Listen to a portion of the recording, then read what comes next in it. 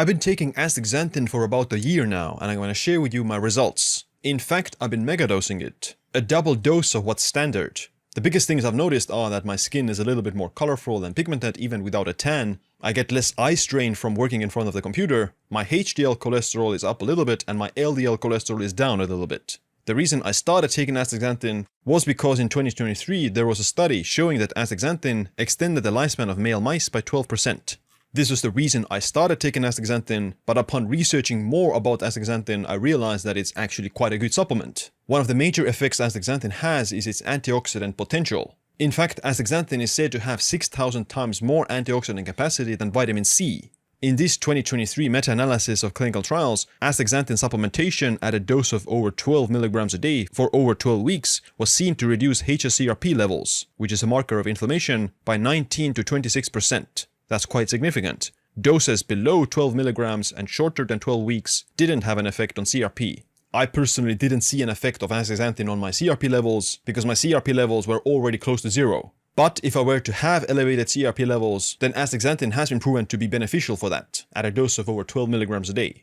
In the same 2020 meta-analysis, they also found that Astaxanthin, at a dose of over 12 mg a day, had the most consistent effect in raising HDL cholesterol by about 3%. Which isn't a massive amount, but still statistically significant. My HDL cholesterol has increased from 58 mg per deciliter last year to 62 mg per deciliter this year. That's about a 7% increase, which means that there are probably other things that contributed to it, but perhaps 3% of it came from Astaxanthin. What about LDL cholesterol? Another 2022 meta-analysis of clinical trials saw about a 3.5% decrease in LDL cholesterol from Astaxanthin doses of 4 to 20 mg a day. They saw about a 0.9% decrease in total cholesterol, but it wasn't statistically significant. My LDL is down from 78 mg to 58 mg per deciliter, which is a 25% drop.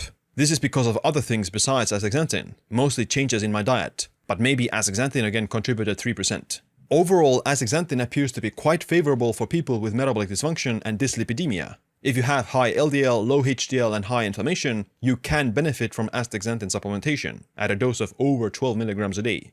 Let's move on with skin benefits, because Astaxanthin is a potent compound seen to protect against photoaging. A 2021 systematic review and meta-analysis of randomized controlled trials found that oral Astaxanthin supplementation 2 to 12 mg a day for 4 to 16 weeks was able to improve skin moisturization by about 10 to 15% and elasticity by 3 to 10%. However, they saw no reduction in wrinkle depth. Now, I can't say if Astaxanthin had benefits on my skin wrinkles because I had no skin wrinkles to begin with. But what I did notice was my skin was a bit more pigmented and slightly more colorful even without a tan. That's because Astaxanthin is a carotenoid, and you get carotenoids from orange, pink, purple and red types of foods. So consuming these carotenoids like lutein, astaxanthin, beta-carotene, you can see an improvement and coloration in your skin, especially in high doses. Those carotenoids also protect the skin against UV radiation from the sun, which results in reduced photoaging.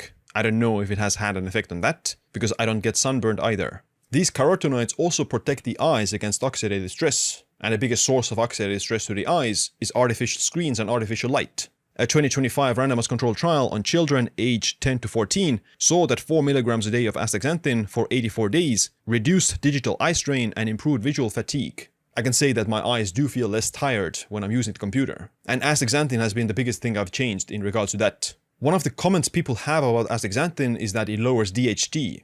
DHT, or dihydrotestosterone, is an androgen that plays an important role in sexual development and masculine features during puberty. The truth is that after puberty, DHT has almost no significant role in physical development. It does during puberty, but not afterwards. During adulthood, DHT promotes facial hair growth, body hair growth, and the growth of your prostate, which isn't actually a good thing because it can increase the risk of prostate cancer. There are studies that Astaxanthin suppresses DHT and inhibits the growth of prostate cancer cells in rats. I would say that's a good thing.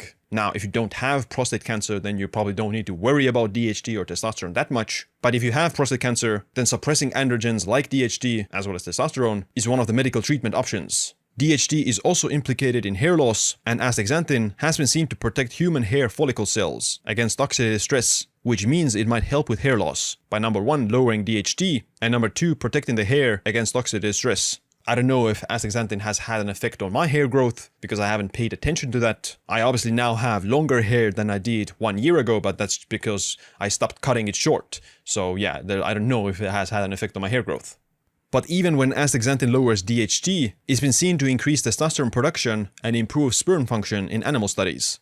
So I think it's a win-win. You lower DHT, which reduces the risk of prostate cancer and reduces the risk of hair loss, and you still might see an increase in testosterone and sperm function. So it's a win-win scenario in my opinion. Based on my blood work, my testosterone is up a little bit from the low 700s to the high 700s and low 800s. But testosterone fluctuates so much, so a single test is something that you can't really, make conclusions about. Testosterone fluctuates day by day. Overall, I think astaxanthin is a solid god-tier supplement. It improves skin aging, it lowers inflammation, it modestly improves the lipid profile, it improves eye strain, it lowers DHT and slightly increases testosterone. So that's why I've been very happy of adding astaxanthin, and I'm probably gonna keep taking it forever. Now the dose needs to be right. Based on the studies that I've shared with you, the optimal dose is over 12 milligrams a day. Most of the time I take 12 milligrams, but I've also experimented with 24 milligrams, so double dose. I ranked astaxanthin in the god tier of supplements, but I also ranked 99 other supplements in the tier list. Check out my video about the 100 supplements ranked next.